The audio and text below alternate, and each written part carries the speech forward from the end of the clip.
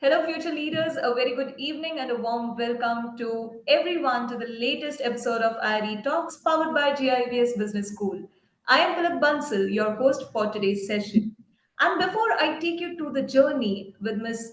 Nutan and how the relationships work not only in our personal as well as our professional worlds, a fun fact: 69.5% of the employees would be happier if they had a deeper connection with their work colleagues. That is as per Nectar.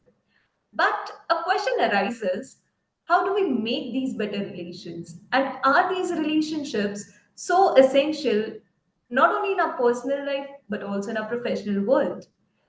Don't worry, you will soon learn about it in this session today.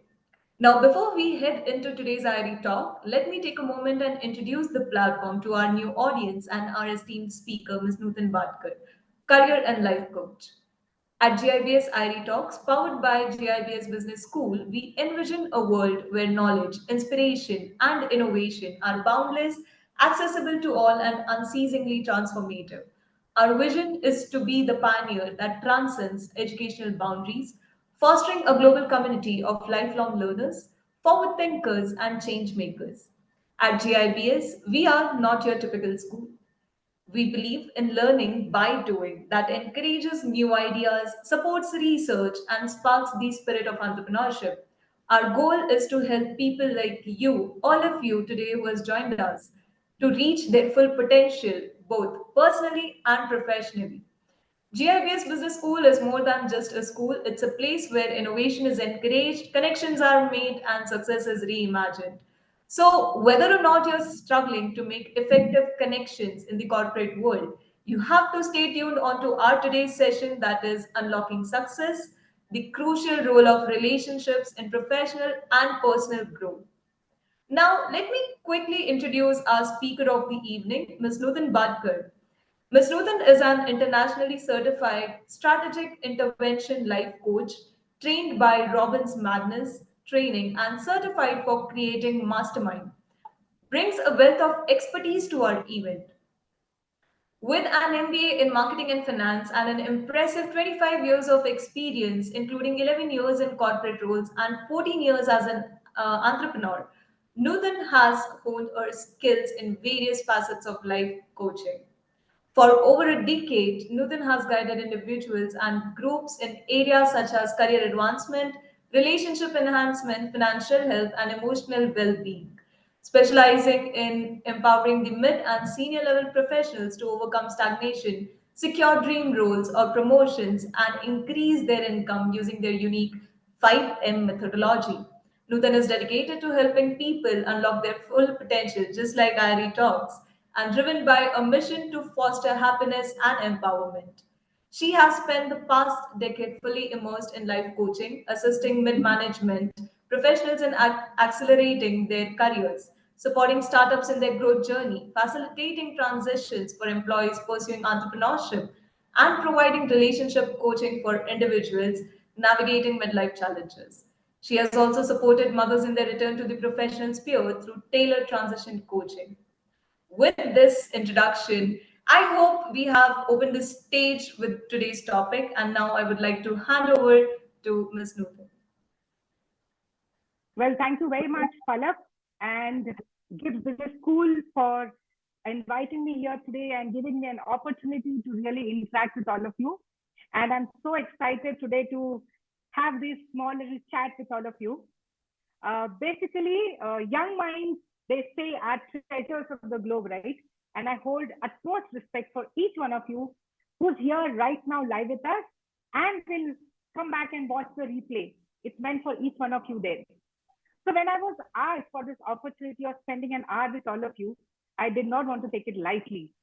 I gave it a lot of thought on how could I really add value to each one of you and what can I share today that can help you in some way. Now, since all of you in GIBS Business School are doing an MBA or a BBA, you're definitely on a path of building a successful career. And I wanted to share something that can help you build successful careers. Of course, career could mean different things for different people. For some of you, it could be meaning to get a good job in an MNC with a hefty package. For others, it could be, be really passionate to work for a startup. For some, it may be building a skill and then would like to venture on their own. While for others, it would be for looking up for an idea, एक idea जो बदल दे आपकी जिंदगी, help build a real successful business. But no matter what path you choose to build a successful career, what is going to be that common thread that could be meaningful to all of you? And I had a eureka moment almost after a week of thinking, and that was relationships. The key to success and happiness in your professional and personal life. And that only comes from cultivating meaningful long-term relationships. So let me really begin with the most important question. Is it really important? Why is it important for success in your career? Well, Palak has just introduced me that I'm a career and a life coach, and I did not land into this by default. It was a very well thought decision with a lot of research work. This is the purpose of my life, and I'm truly passionate about helping people fulfill their dreams, and I've been successfully doing that for a decade now. Now, in these 10 years, what I've really noticed, and if you look at the massive global resignations that happened in the last 1 year, one of the most common reasons for resignation is people are either having toxic managers or a toxic teammate, or the work culture of the organization is toxic. People may stay back in their job even with less salary, lesser growth opportunities, but won't stay back when they feel less engaged. What does this mean? It means we value human relations as a topmost need, the need to feel connected and understood at your workplace by the people you work with or work for. Then the other aspect that I got was from interviewing some very successful people in the industry. Thanks to the LinkedIn platform where even I and Palak got connected. When I connected to these leaders in the industry who are successful, who've grown up the ladder, my question to them was, did you really have a career plan and milestones, and you grew and you made it to the top management? The common answer that I got from all of them was no. They said it was because of the people they knew, the relationships that they had built along the way. Their answer would be, most of my bosses have taken me along with them. So whenever they had an opportunity, they reached out to me and I got a place to work for with a person whom I've known. I've never had to go job hunting. Isn't that wonderful? Just to look for one option from your campus placement. And once you get that opportunity to grow and work throughout 40 years of your career without really going job hunting.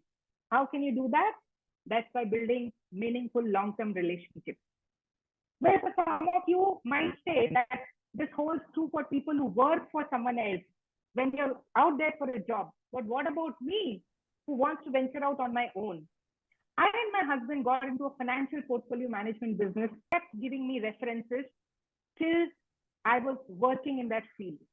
So that is why I know that in fact, both of us believe that business is a byproduct of relationships. Another insight that I would like to share comes from my experience of coaching thousands of people over these 10 years through my workshops, especially people in their mid-age. They come to me for their career issues, but mostly, where the damage has happened?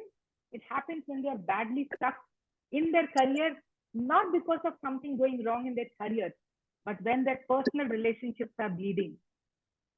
So I start coaching them for their career, but in a few sessions, when they've established a strong bond based on trust, 85 to 90% of them share their challenges in their intimate relationships. Unfortunately, seeking professional help to work on your intimate relationship is still seen as a taboo. And this challenge of personal problems overshadowing their career is a phenomena equally prevalent in both men and women. They lose the drive in their career when their personal life gets rocky because of the strain in their relationship in their personal front. That's why I decided to have this session on how to build meaningful relationships, deep, strong bonds with another human being. I'm sure each of you have realized by now that this is a relevant and an important subject for all of you. But still, for those who have some doubts or inhibitions, I would like to share some words from two very successful people whom I would like to quote here. One of them is not only a successful industrialist, but also a very respected name in India and the world, Mr. Narayan Murthy. Narayan Murthy couldn't have built Infosys without his wife lending him that famous 10,000 rupees, which he gave him out of his savings, from her savings, and telling him to pursue his dream, which we know as Infosys. Even today he says, and I quote, "Our assets walk out of the door each evening. We have to make sure that they're coming back next morning," and I unquote, which means valuing each person working in the organization. And of course, all the people whom I've interacted with have always shared that they truly enjoyed working at Infosys. Another person is from the field of my choice, finance and investments, which I've been working for a very long time. And one of the richest men on this planet Earth, Mr. Warren Buffett. This was his important part of his advice to college students.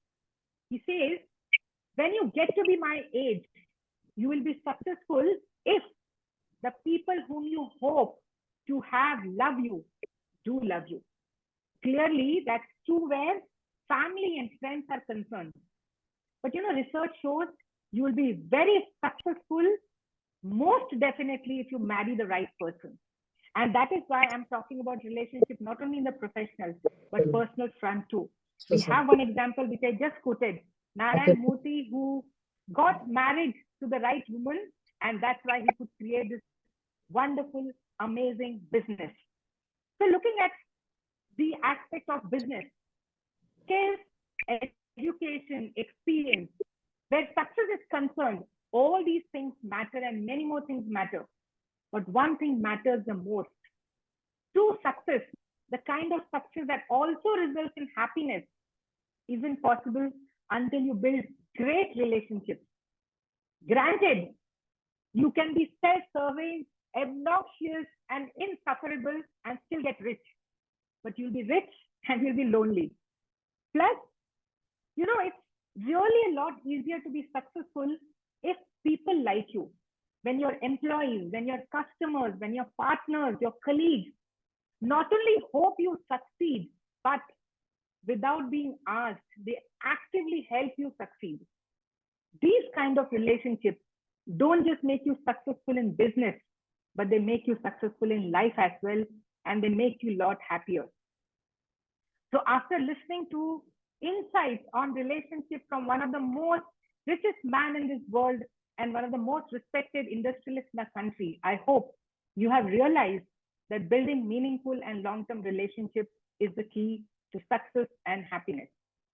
So let's get into the most important part of this discussion, and that is, how can you really cultivate this relationship? How can you build this meaningful relationship? So I feel the very first step of this is you have to get to know yourself. Who do I want to stay by this? And from here, I would love to have interactions from all of you. You can give me, share your comments, your understanding whenever I'm asking you a question. So it will really be a great interactive section. You can also pose your questions as and when, and we can have that at the end of the session. Palak, if it's relevant, right when I'm talking, you can ask me to stop and answer that question. I give you that free hand. So Definitely. the first question, yes. So the first step is about knowing yourself. I would want to ask all of you here, how many of you would like to be with an energetic, enthusiastic person and spend time with him?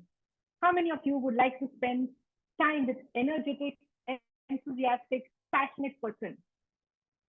Can I have some answers?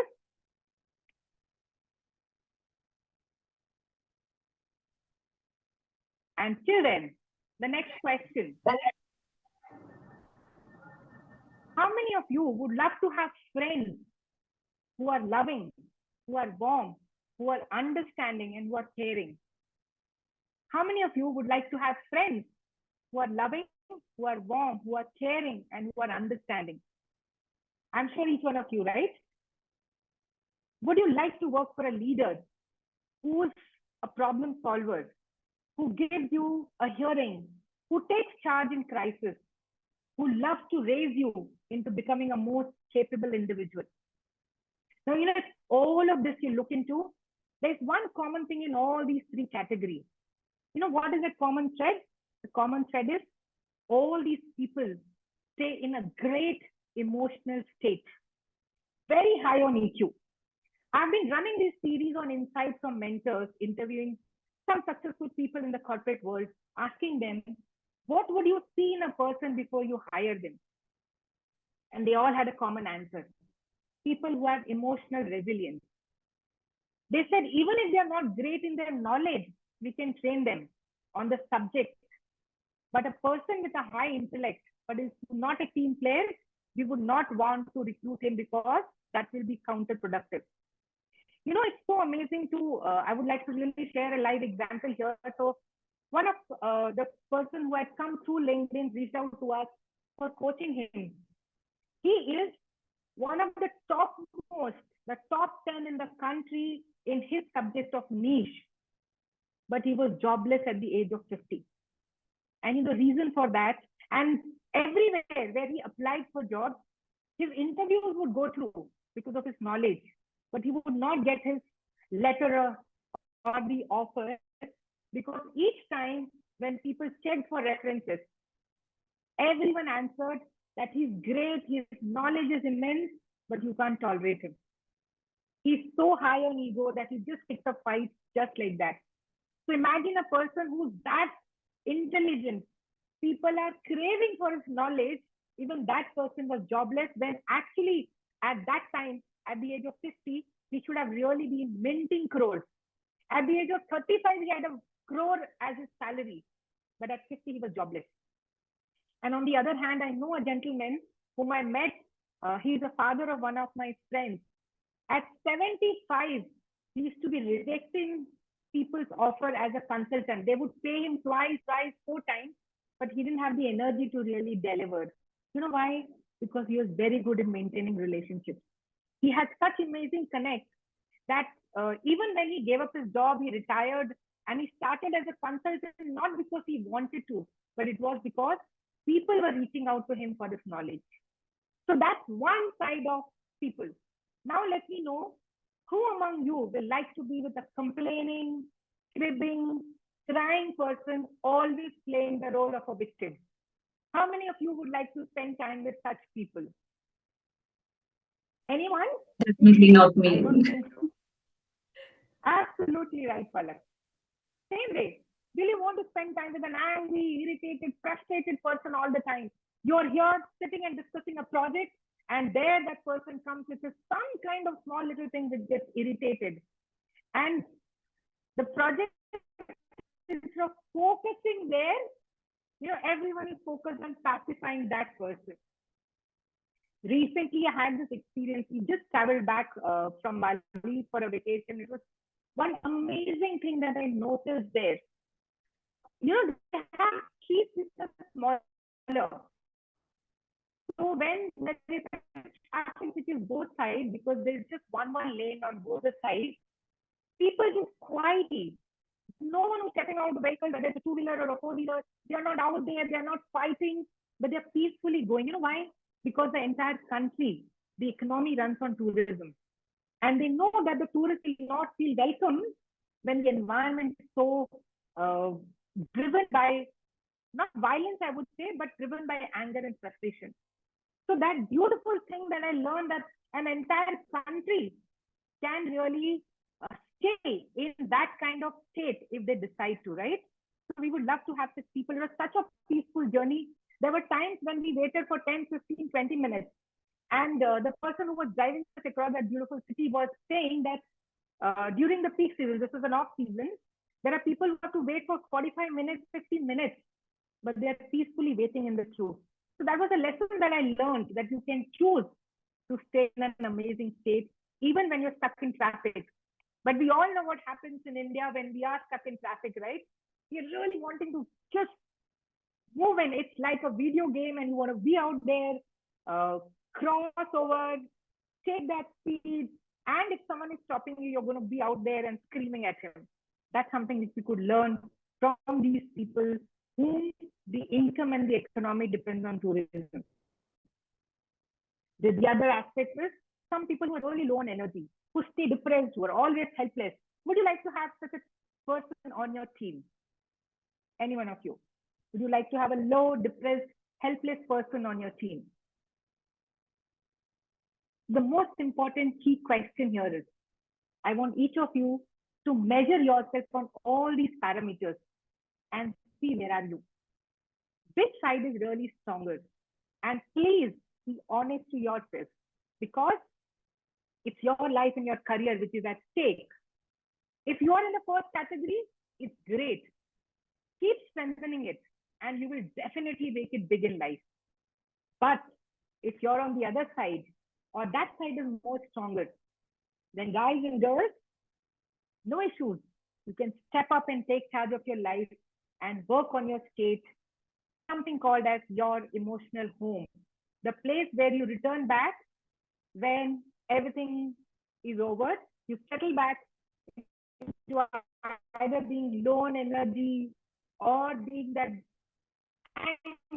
young man, frustrated and or being really that casual, that cool dude who doesn't really care about anything what's happening around in the world around him.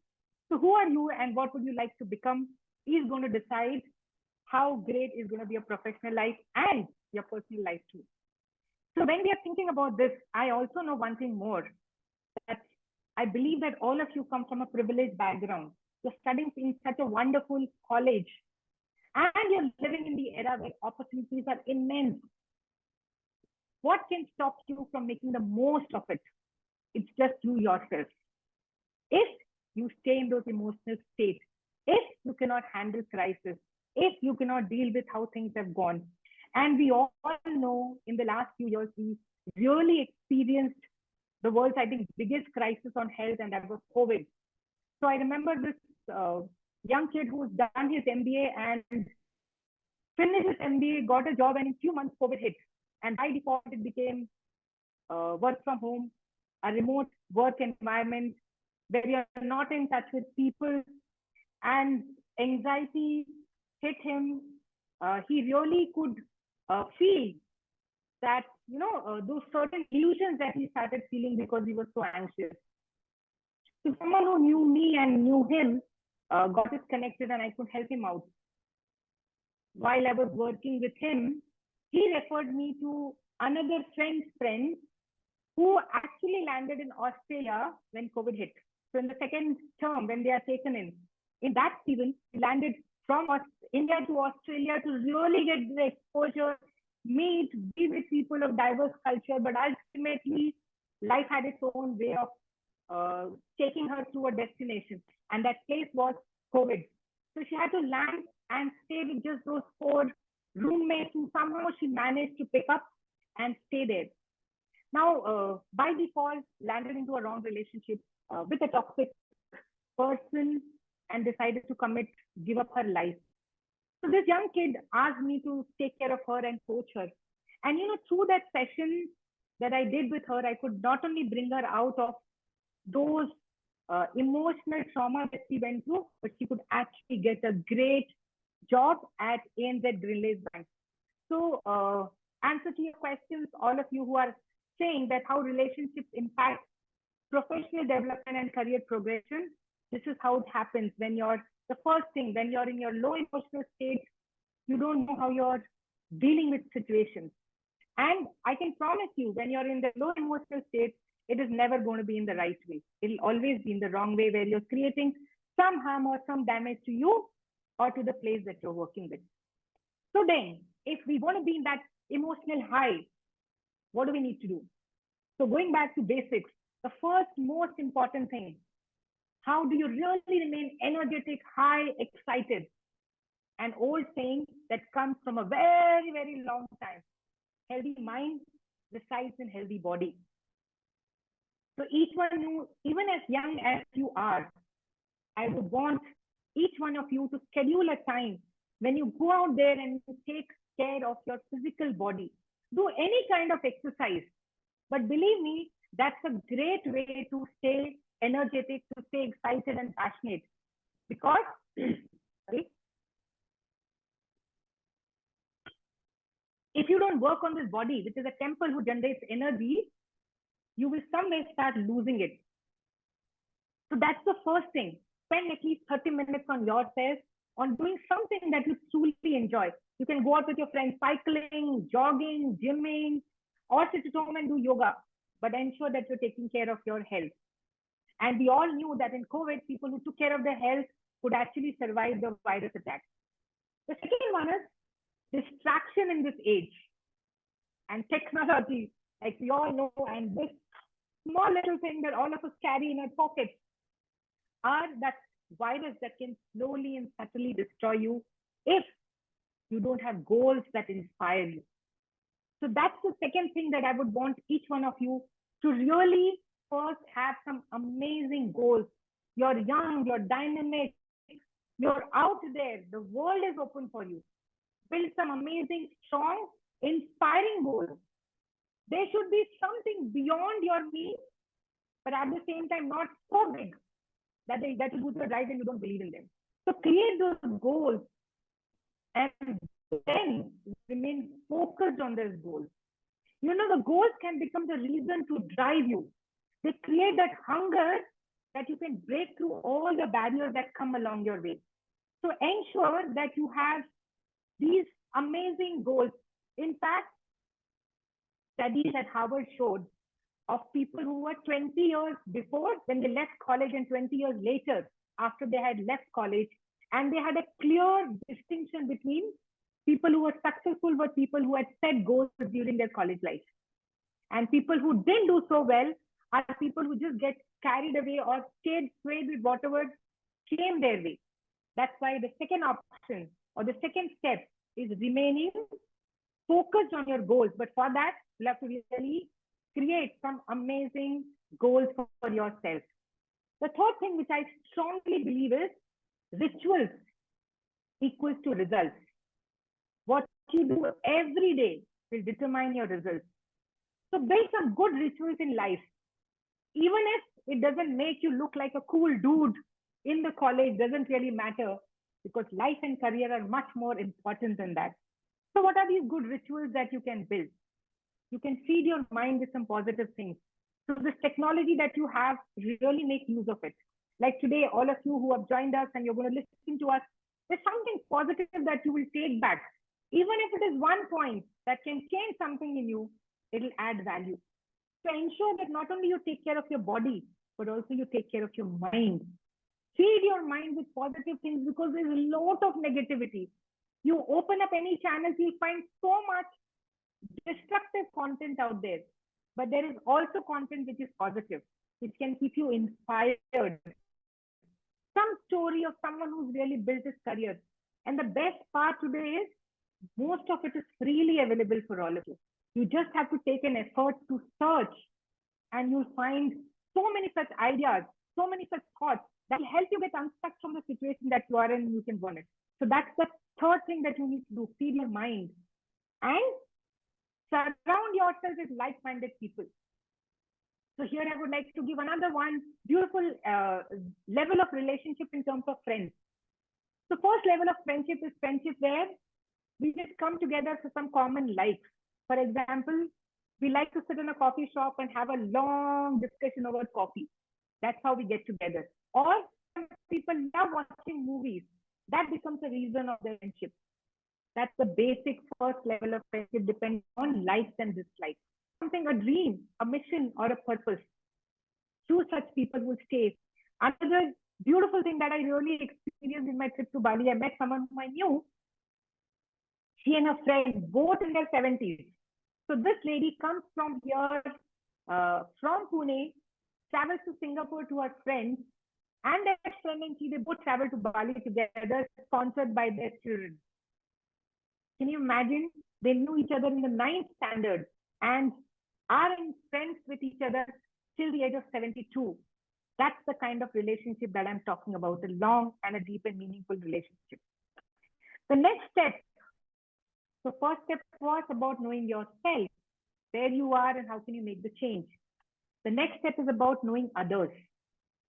So tell me, how many times you have told or done certain things that you did not intend to, but it just happened?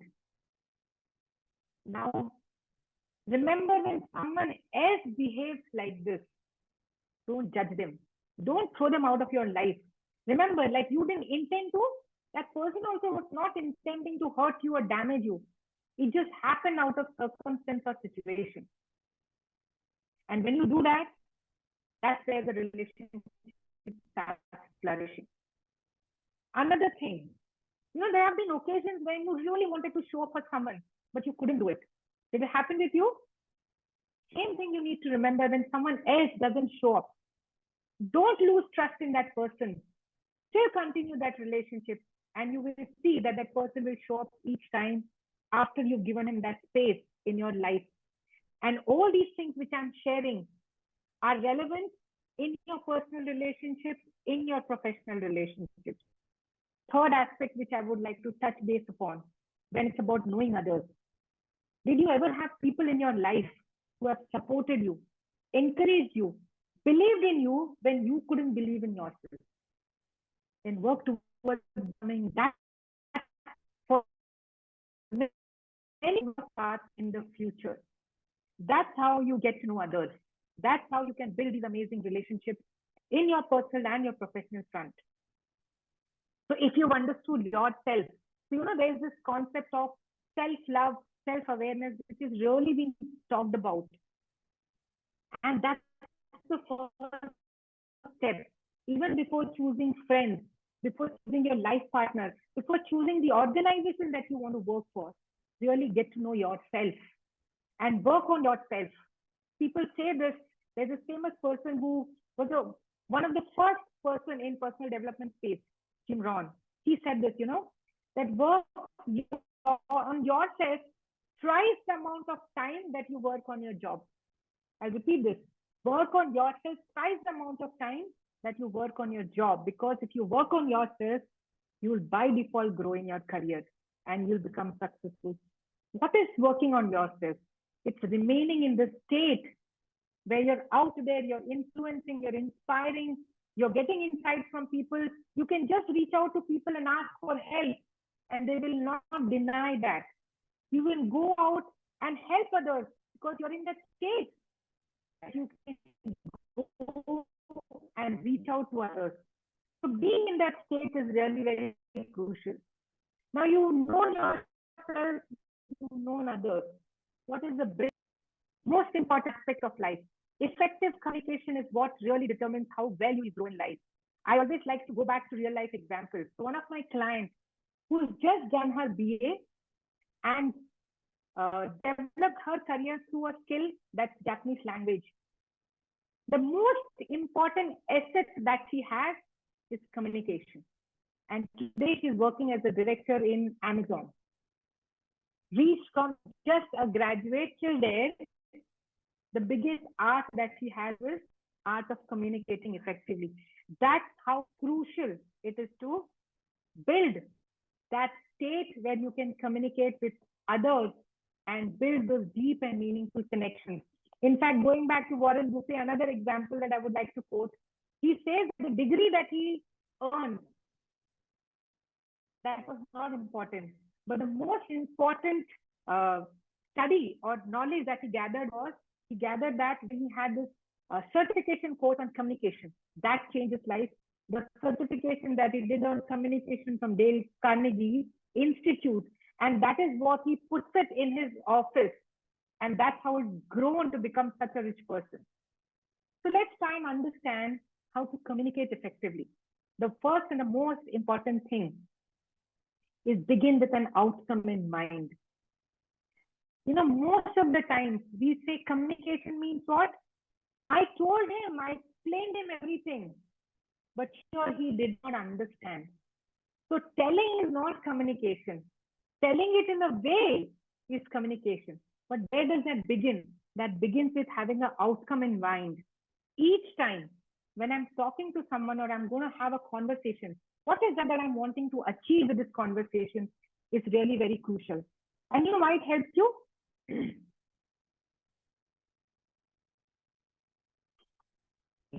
helps you because it helps you remain objective.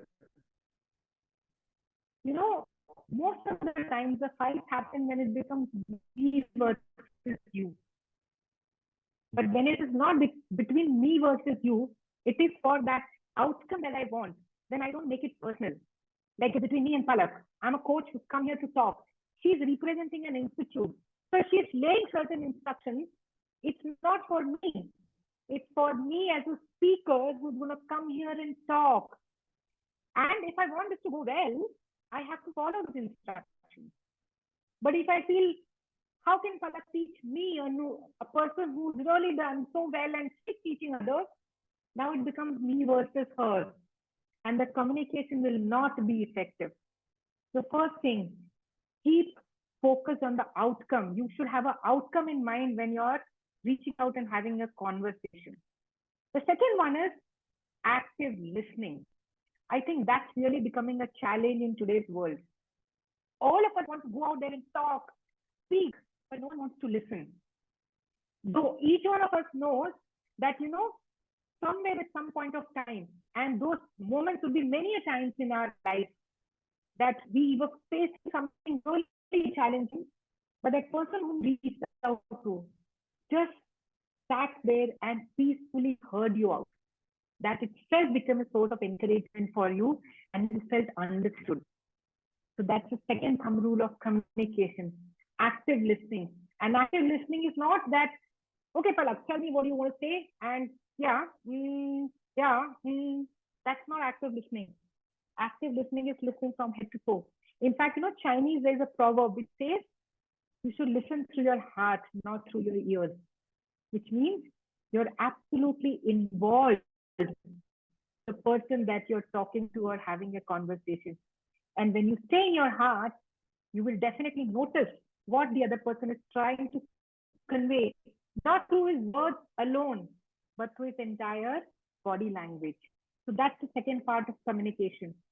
And the third is finally when you get that opportunity to speak, say it in a way that encourages the other person, that makes that person feel understood. And that can only happen when you have their interest in mind. You know why that happens? Because our brain is designed like this. It is always figuring out what is in it for me, not for you, right? So to be able to control that mind and keep it in space which is good and open, you should always first begin the communication by sharing that person's interest.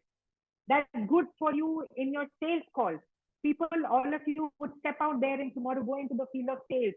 Remember, it's the client, it's not you. When you speak about their benefits, their interest, they'll definitely want to buy from you.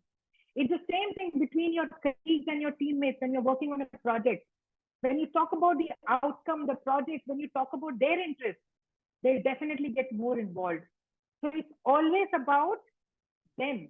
So when you speak, start from there. When you do that, their mind opens up. And that is where you can make important conversations. And when you do, when can you do this? All these three steps you can follow when you don't react, but respond to every situation. Again, this is not something which I'm giving you out of the box, something very unusual. You would have heard it so many times. It's something called as 90 seconds rule. Learn to develop this pattern in you. That whenever you are in a situation, you will first just absorb all what has happened. You will actively listen. You will remain focused on the outcome, and then you will respond.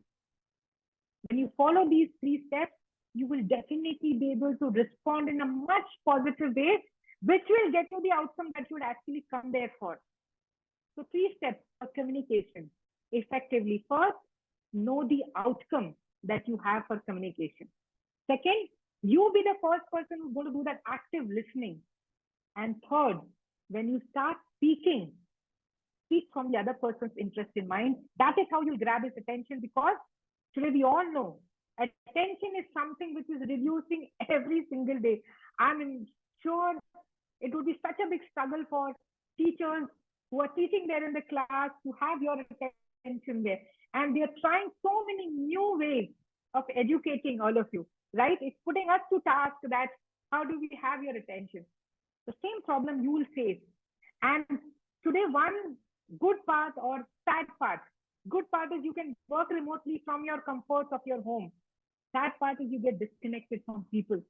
So in such times, it's even more difficult to have these meaningful connections, these great relationships. That is why getting used to this way of communication should happen now, when you're in the college, when you can try this and you can do it successfully without having any kind of risk, because here there is no harm. There are people around you who can help you uh, effectively, who can point out where you're going wrong, and they can really help you become that person. So in conclusion, I would like to share that become the person whom you would like to work with as a teammate. Become that person whom you would like to stay with as a life partner. Become that person whom you would want to have as a boss. And when you do that with yourself, you will attract the same kind of people around you. And then nothing can stop you from being successful, from really tapping your dreams. Because believe me, this is the era for limitless possibilities. You can go out there and reach the skies. Sky's the limit for all of you out there, even in our country, not only in the globe, but exactly here where you are. You have so many such important possibilities working as a freelancer. There are so many such opportunities there. Just cultivate this art of making amazing relationships. So that is it from me. If you have any questions, I would love to answer. Thank you so much, Nutan, for this session. We have a lot of questions, but yes, before I take you through the Q&A section, one thing that I personally would like to know from you as well, when we work in a corporate environment altogether, so at times, as you mentioned, that be the person that you want to work with. But Yes, how do we handle that toxicity if it is given from the other side of the chair? You know, when you're not the one, you're making yourself communicative, you're doing everything right. But at the same time, how do you manage so many people? You know, like the vendors, the clients, your own team members, your seniors. So, what do you have? What insights would you like to give on that? yes. So, we as humans have a huge emotional resilience. We only don't tap it. Like, for Hmm. example, muscles. When you want to go and build muscles, it doesn't happen in one day. You have to go to the gym, not just take a membership, but go out there and work out every single day.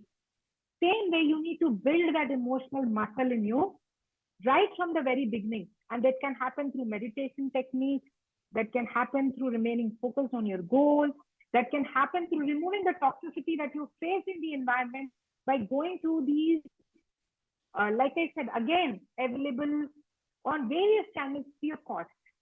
But it can all purify all your five senses.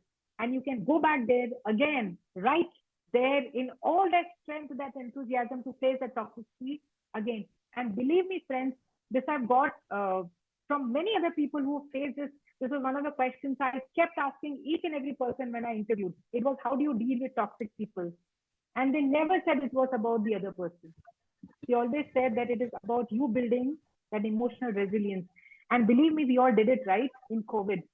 Before COVID, if someone would have told you that you have to live in a mask all the time and you cannot work without that, even when you're talking, you have to have a mask on.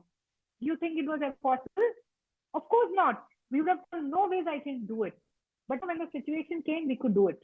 We could breathe in it, talk, walk, do everything.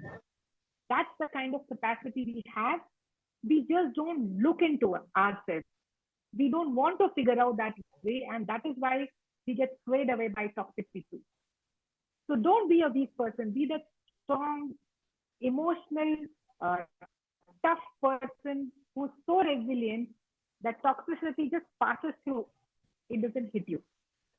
I hope that answers your question. Definitely, yes. That's a very elaborate answer, and I think I can pick up on that. Now, moving towards the Q&A section, we have some of our participants who have posted their questions. So I'll take you through them one by one, and we can answer them live.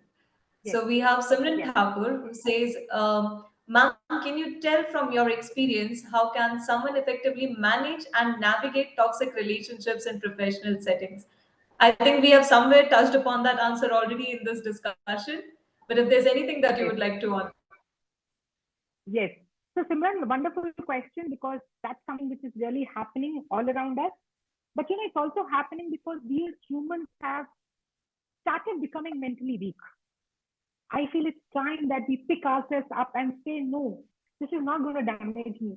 Imagine that uh, possibly for you, your grandparents, for me, my parents, who went through a world where there were such limited possibilities, they really had to try so hard to make ends meet. But they did it. You know why? Because they were really focused on raising us, giving us a better future. Same way, when you remain focused on your future, when you remain focused on your goals, when you each day come back there and say that, you give me that and I'll show it to you that I'll fall 100 times, but I'll get up the 101st time and I'm still going to go through. Someday you'll find either the environment changes or probably you will be out of that environment. But while dealing with that, while navigating that, don't focus on that person. This. In fact, I would love to again. I love to quote real life example because I have so many of them. So one of my clients, women go through this career breaks for nurturing their children or probably taking care of their family members. So this lady had taken an 18-month gap, and after that, when she got a job, because of the knowledge and everything that she had, she got a great job in a great MNC. The culture was very beautiful. But one wrong thing happened. So there was this colleague who was reporting to her boss. When she joined in, she became the one who was between these two. Now, by default, this lady who was working before her felt that somehow she's become that barrier between she and her boss communication, and she felt that could affect her growth in the organization. So by default, she turned out to be that one person who would never listen to her, who would always, whenever she was told to work, she would tell, and in the last minute, she would drop out.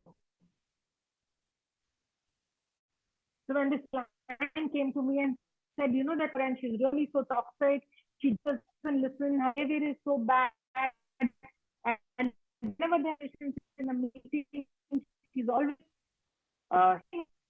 I just told her that, believe me, someday you'll realize that she's going through some tough phase, and you will realize it was not her behavior very tough in her life. And that's what happened. 4 or 5 months down the line, she left the organization, and obviously she had to hand over her laptop and everything to this client of mine.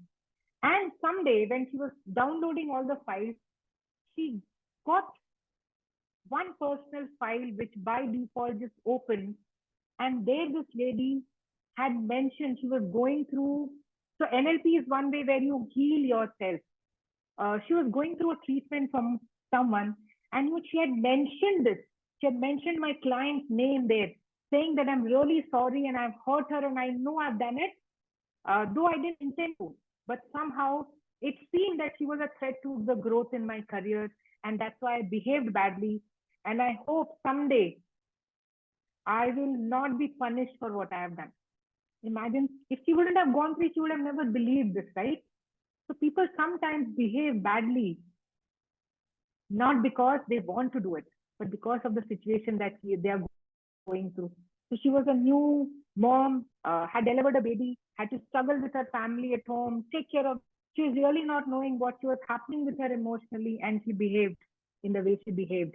So if you take that effort, if you're that emotionally strong, you can see through that and probably help them to overcome their toxicity. Why not you become that person?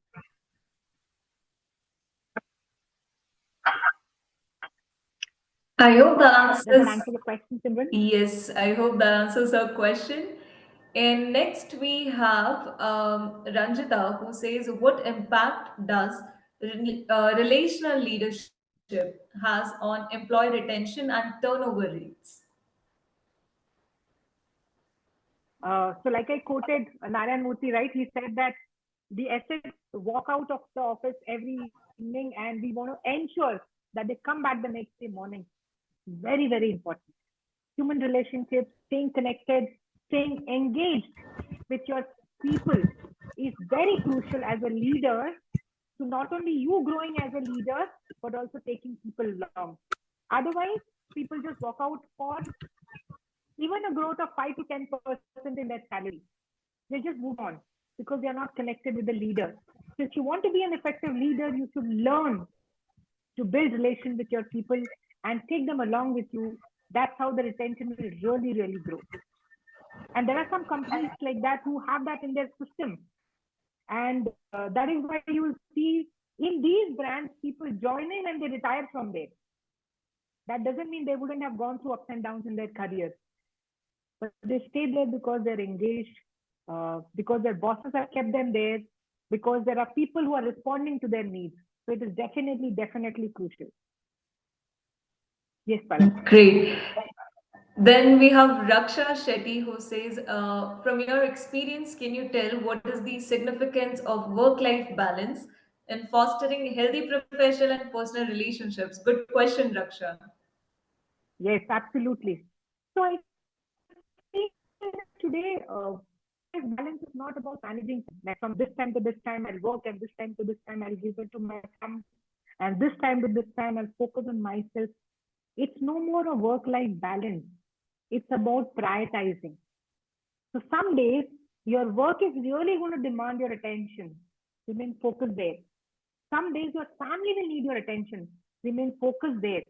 Some days it will be your own individual health. Do that.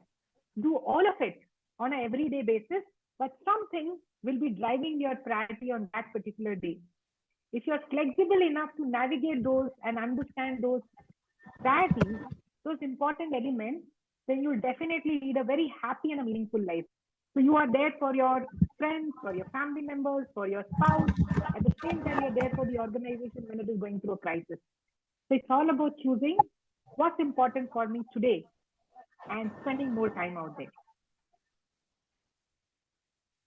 Well, moving on, we have Rizwan Sheikh, who has again asked a very beautiful question. Can you please tell how the digital age affects the formation and maintenance of professional and personal relationships? I think that is something we would all love to know about. How does digital distance, that impacts the entire relationship dynamics? Absolutely. You know, so before COVID, I was never on the online platform. I always believed in this one-on-one interaction. We had workshops which would always be under the same roof with all the people and the energy flowing. But somehow I learned a lesson after COVID that distance doesn't happen because we are connecting like this. Distance happens when we stop being interested in people. So today, Absolutely. world has opened up for me because of this digital age. Today, I could meet Palak, I could talk to all of you because we have this digital platform, right? So you can use this tool to remain connected with more and more people, but ensure to make that space in your heart and that space in your life to cultivate those meaningful relationships. Like I remember one of the people whom I interviewed, so we really, the first moment onwards, it stuck. We were so happy conversing. So the interview just happened for 30 minutes, but we actually spoke for 1.5 hours the very first time. And when I was just explaining her the intent why I invited her. And then when she came down to Pune, she took that effort to meet me. And when I went to Delhi, I removed that 1 hour to catch up with her. So the digital age is going to give you a lot of platforms to connect with people worldwide. Use that to make the most of it. So even if you're working remotely, take that effort to go to the office once in a while. Meet your colleagues.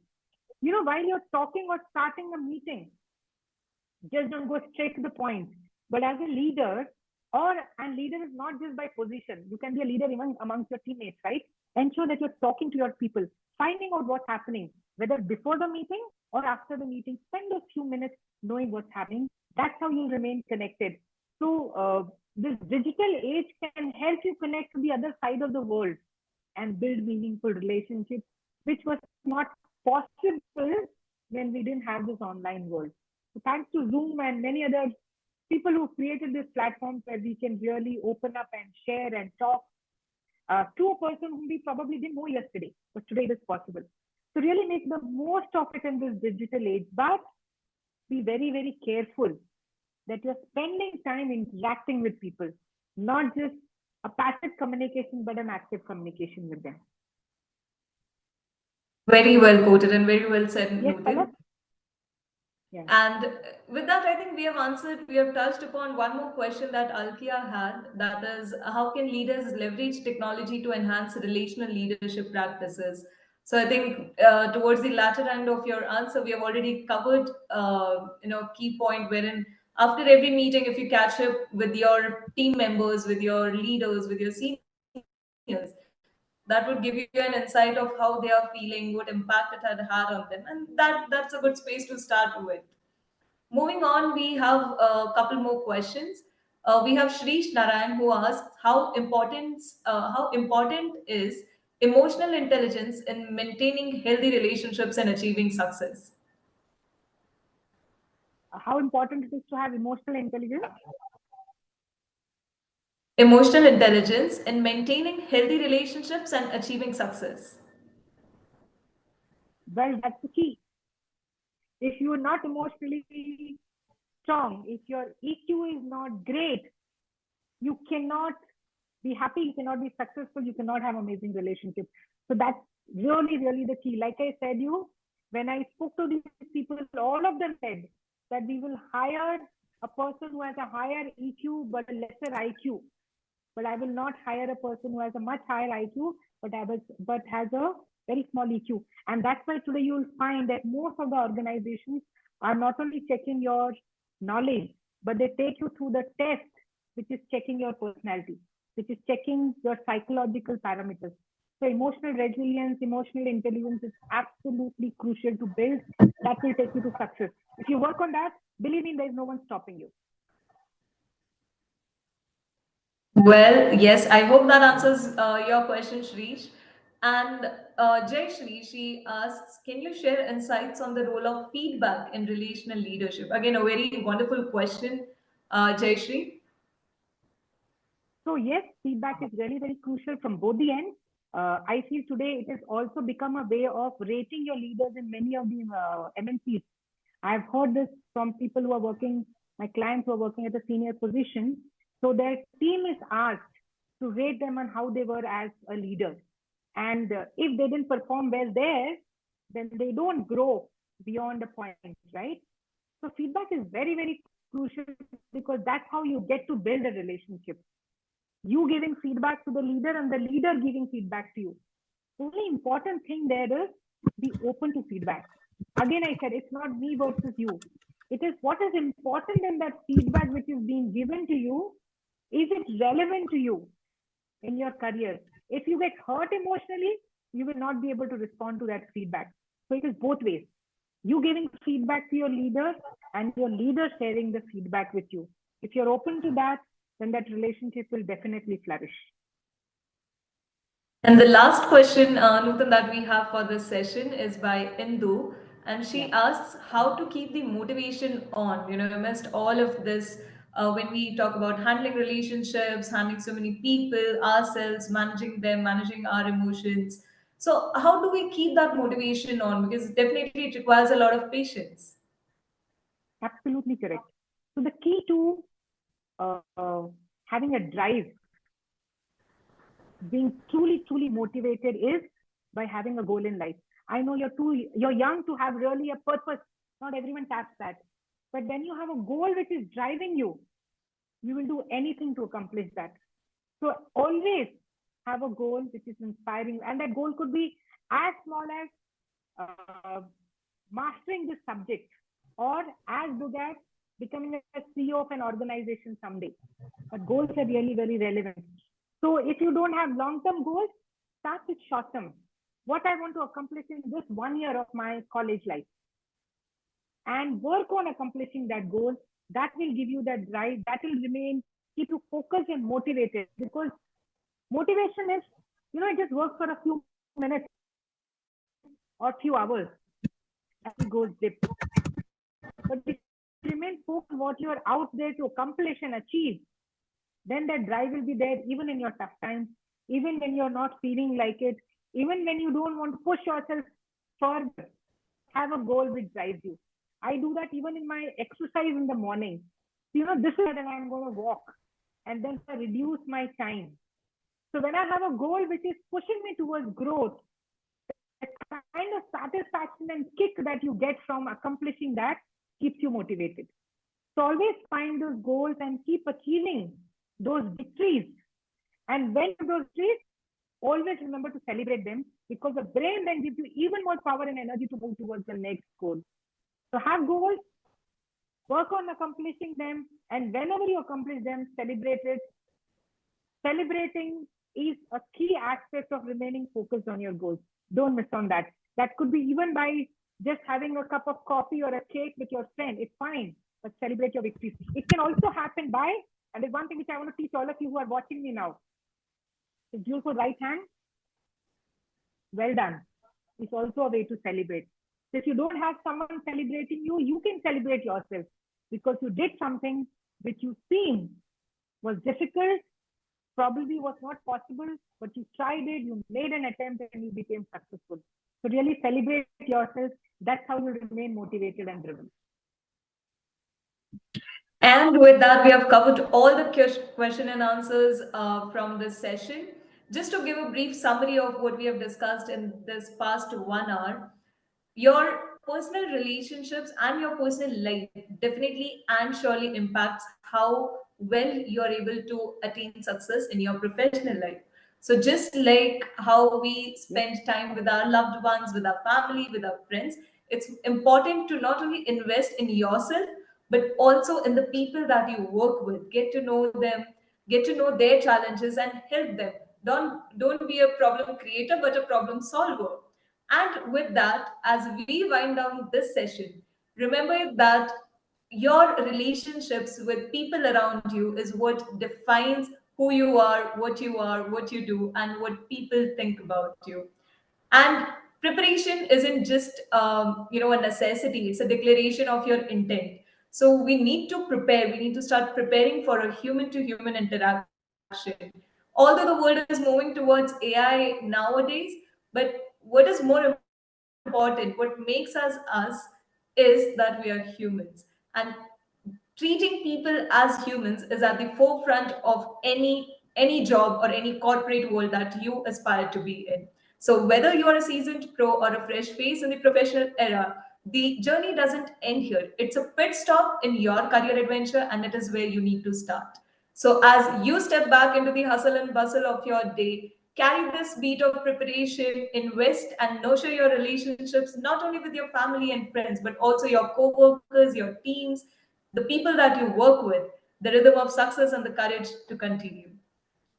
Thank you for being a fantastic Absolutely. audience to all the joinees.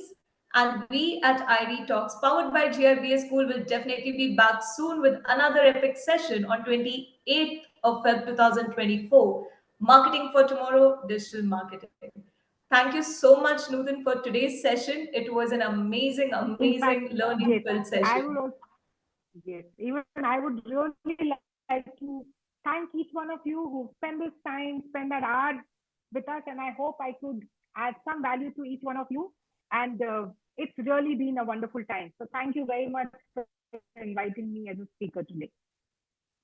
Thank you so much for accepting our invite and making this possible in the digital world. And now, the last most important announcement that I have for all the eagerly waiting participants, the certificates from today's webinar, it would be shared with you in another 24 to 48 hours. Join us and look forward to another IRE talk as we sign out for today's session. Please don't forget to Thank follow us on you. our social media so that you can stay updated on the upcoming IRE talks and much more that we have in the bucket. Yes. And have a wonderful and a successful career. Each one of you really flourish in your life and live a happy and successful life. That's it from me. Bye bye.